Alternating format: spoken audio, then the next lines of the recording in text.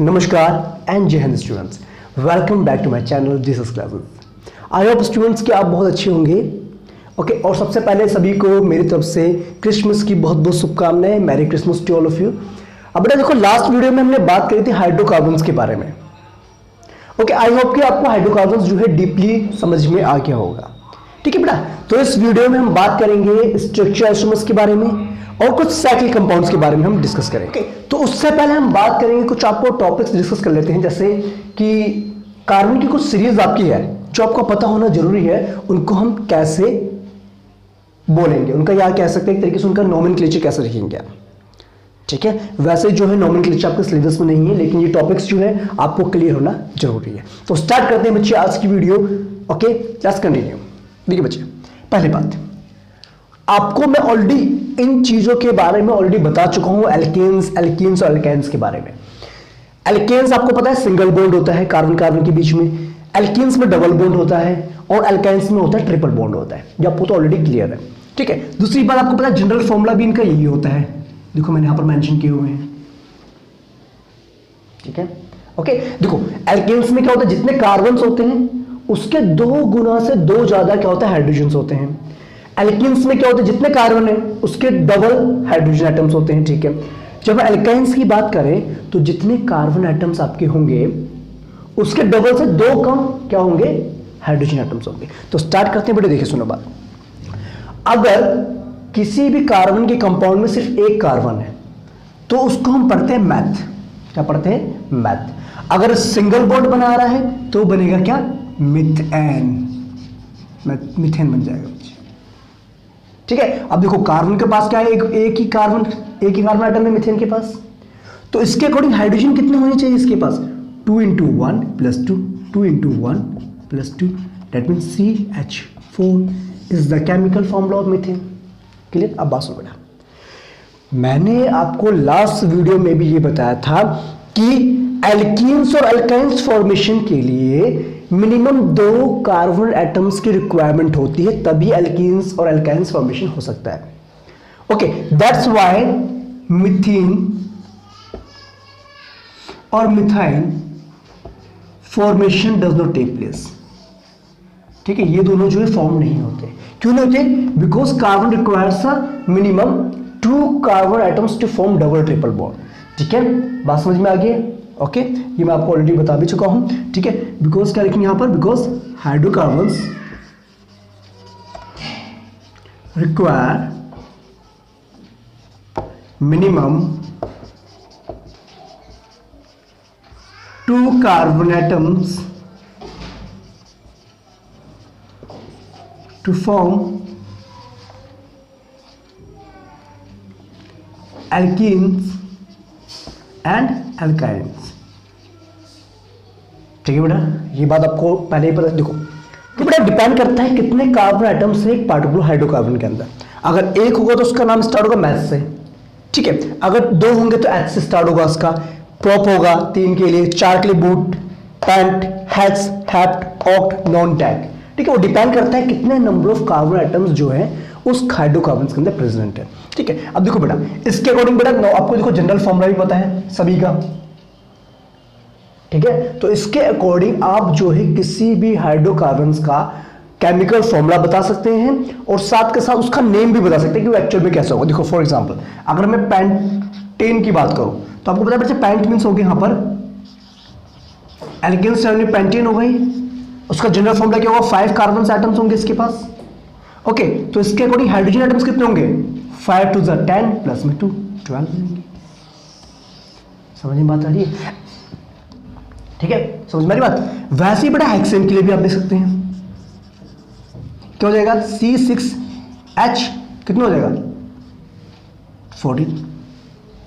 समझ में बात आ गई। ठीक है बेटा, तो ऐसे जो है आप उनका नाम भी ले सकते हैं और साथ साथ उनका केमिकल फॉर्मूला भी आप राइट डाउन कर सकते हैं। ठीक है, अगर बच्चे बात करते हैं हम एल्कीन्स की बात करते हैं, अगर ये पेंटेन की जगह पेंटीन होता, देखो ना यहां पर क्या 5 कार्बन एटम्स की चेन है तो उसका नाम पड़ जाएगा, अगर वो उसके बीच में डबल बॉन्ड है तो वो बन जाएगा पेंटीन। ठीक है, और उसका जनरल फॉर्मूला क्या बन जाएगा, C5H10। ठीक है, कैसे बनेगा बॉन्ड, देखो ऐसे 2 3 4 5, ठीक है।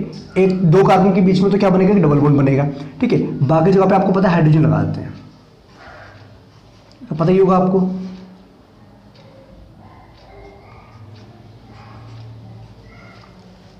ठीक है बेटा, ओके। तो इस तरीके से आप लिख सकते हैं।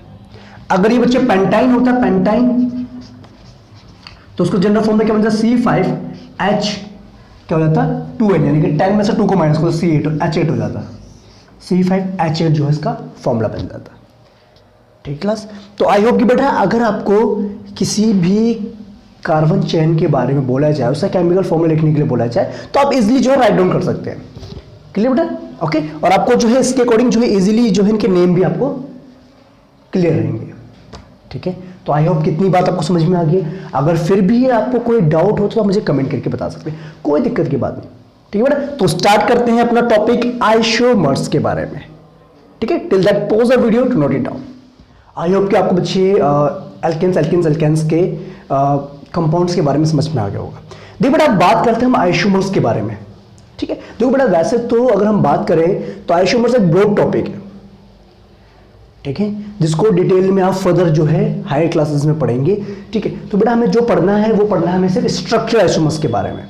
ठीक है, अब ये स्ट्रक्चर आइसोमर्स होते क्या हैं ये समझते हैं। देखो बेटा बेसिकली ये आपके क्या होते हैं, कार्बन के कंपाउंड्स होते हैं।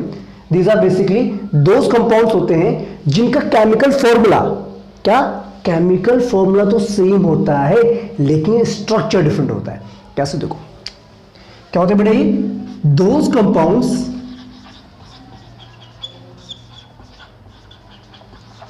having same chemical formula, क्या होता है, same chemical formula but having different structure।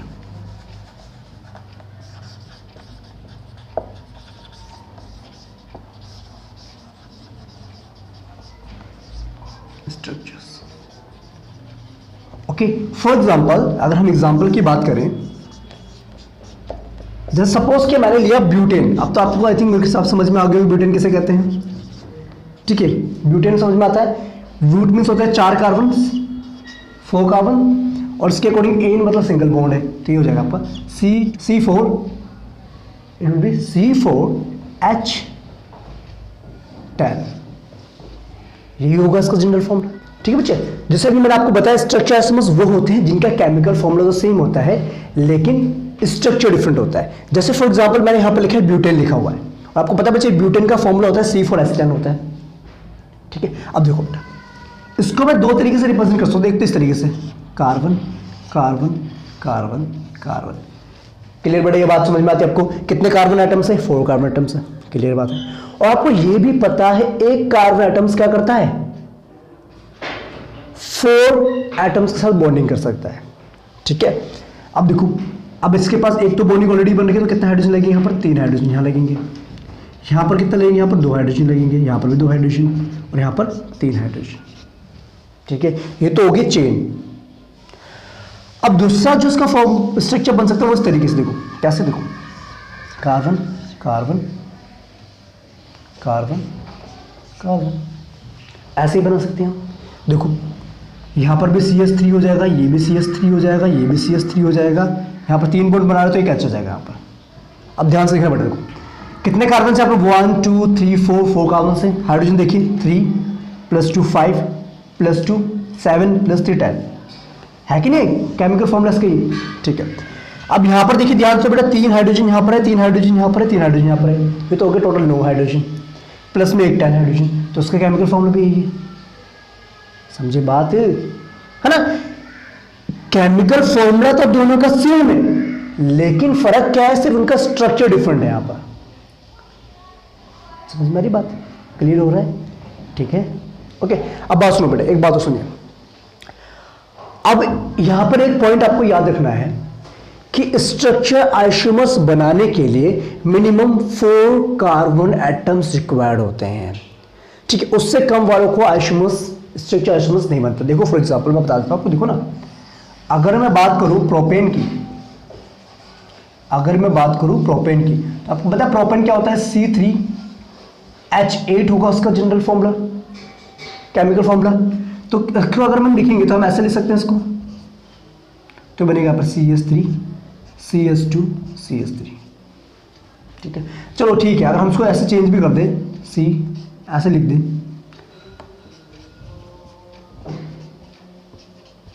तब भी तो बेटा वो सेम ही है ना, देखो ना, बस हमने बैंड कर दिया।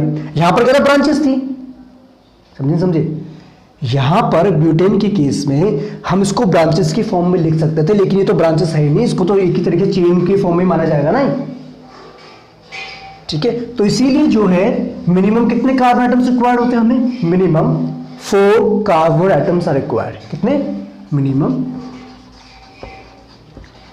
4 carbon atoms are required to form structural isomers. Okay students, I hope इतनी बात आपको समझ में आ गई होगी, है ना। देखो बेटा, अगर हम प्रोपेन की बात करें या एथेन की बात करें, मीथेन का तो बेटा एक ही फॉर्मूला रहेगा, CH4। एथेन में भी रहेगा CH3CH3। ठीक है, चाहे आप उसको ऐसे लिखें चाहे वो ऐसे लिखें, बात तो वही पड़ेगी। ठीक है, प्रोपेन में देखो बेटा, चाहे आप उसको ऐसे लिखें ऐसे लिखें, बात तो एक ही है ना। लेकिन ब्यूटेन में बच्चा हम ब्रांचेस की फॉर्म में भी इसका एक क्या कर सकते हैं, स्ट्रक्चर बना सकते हैं। ओके, दैट्स व्हाई हमें कम से कम 4 कार्बन एटम्स चाहिए ताकि हम उसका स्ट्रक्चर आइसोमर्स बना सकें। ठीक है बेटा, तो ये आई होप कि आपको स्ट्रक्चर आइसोमर्स प्रॉपर तरीके से समझ में आ गया होगा, क्लियर है। ठीक है, ओके बेटा, है ना। जिनका क्या होता है, केमिकल फॉर्मूला सेम होता है, बट लेकिन डिफरेंट स्ट्रक्चर्स होते हैं। एक लॉन्ग चेन हो सकता है, एक ब्रांचेस की फॉर्म में हो सकता है। ओके, तो आई होप ये बात आपको समझ में आ गई है। ठीक है, तो अगली बच्चे आगे हम कंटिन्यू करते हैं साइक्लिक कंपाउंड्स के बारे में। Till that pause video to note it down. Okay students, I hope कि आपको आइसोमर्स क्लियर हो गया होगा, स्ट्रक्चर आइसोमर्स। अब बच्चे बात करेंगे हम साइक्लिक कंपाउंड्स के बारे में। थोड़ा सा मैंने इंट्रोड्यूस करवाया था लास्ट वीडियो में। देखिए बच्चे, देखो साइक्लिक कंपाउंड्स बेसिकली बड़ा ना रिंग सी फॉर्म में आपके कंपाउंड्स होते हैं, रिंग सी फॉर्म में हाइड्रोकार्बन्स होते हैं in the form of ring. ठीक है, अब ये बड़ा सिंगल बॉन्ड वाले भी हो सकते हैं, डबल बॉन्ड वाले भी हो सकते हैं, ट्रिपल बॉन्ड वाले भी हो सकते हैं। ठीक है, जैसे मैंने आपको बड़ा बताया होगा, देखो अगर सपोज के सिंगल बॉन्ड की हम बात कर रहे हैं, ठीक है बेटा, ठीक। अब इस कार्बन ने 2 बॉन्ड्स तो ऑलरेडी बना लिए हैं, तो 2 बॉन्ड और बनाएगा हाइड्रोजन के साथ। ठीक है, इस तरीके से।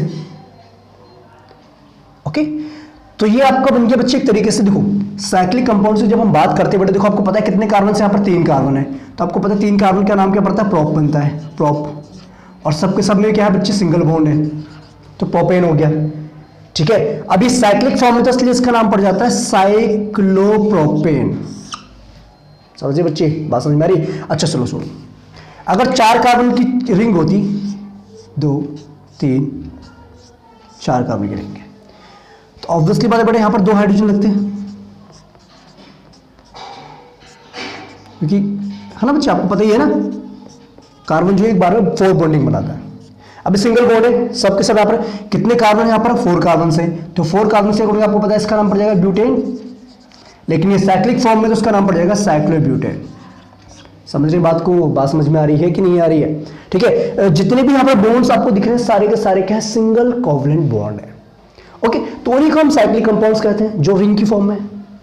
ठीक है, देखो अगर मैं बात करूँ 6 कार्बन की बात करें हम, 6 कार्बन की, तो 6 कार्बन के 1 2 3 4 5 6। ठीक है, 6 कार्बन हो गए। अब हाइड्रोजन की रिक्वायरमेंट कितने बच्चे, यहाँ पर 2 हाइड्रोजन लगेंगे हर एक उसके साथ, हर एक कार्बन के साथ।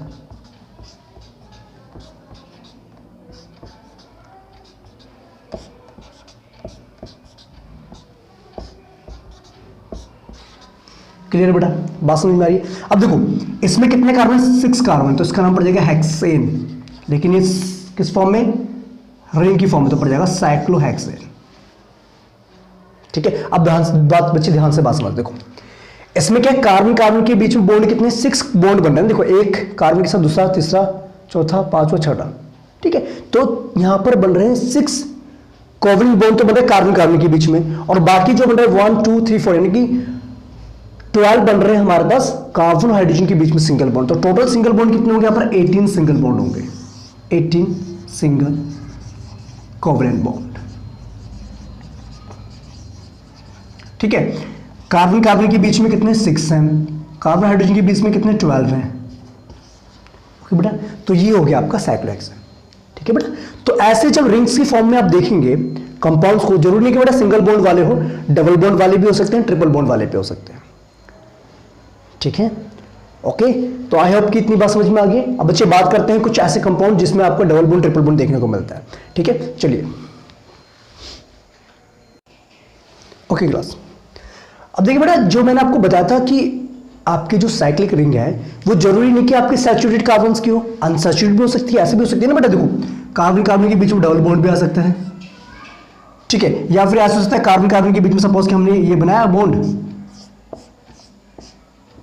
यहां इसके बीच में ट्रिपल बॉन्ड भी आ सकता है, सॉरी डबल बॉन्ड आ गया यहां पर। ठीक है, या फिर ट्रिपल बॉन्ड भी आ सकता है ऐसे करके कार्बन कार्बन के बीच में। ठीक है, और उसके अकॉर्डिंग हम लगा देंगे कितनी, देखो ये तो बॉन्ड बन गया यहाँ पर, तो यहाँ पर आएगा सिर्फ एक हाइड्रोजन, यहाँ पर 2 हाइड्रोजन यहाँ आएंगे, 2 हाइड्रोजन यहाँ आएंगे, तो ऐसे ही बन सकते हैं। ठीक है बेटा, यानी कि अनसैचुरेटेड रिंग्स भी फॉर्मेशन हो सकती हैं। ठीक है, और जिसमें से इंपॉर्टेंट है वो है आपका बेंजीन रिंग, जिसमें क्या होता है, एक कार्बन को छोड़ करके एक कार्बन के साथ क्या होता है? डबल बॉन्ड होता है, इस तरीके से होता है। ठीक है, अब बेटा जब डबल बॉन्ड बन गया तो ऑब्वियसली बात है हाइड्रोजन भी तो इसके कम हो जाएंगे ना, यहां पर एक तो हाइड्रोजन बॉन्ड बनेगा यहां पर फिर इसके साथ।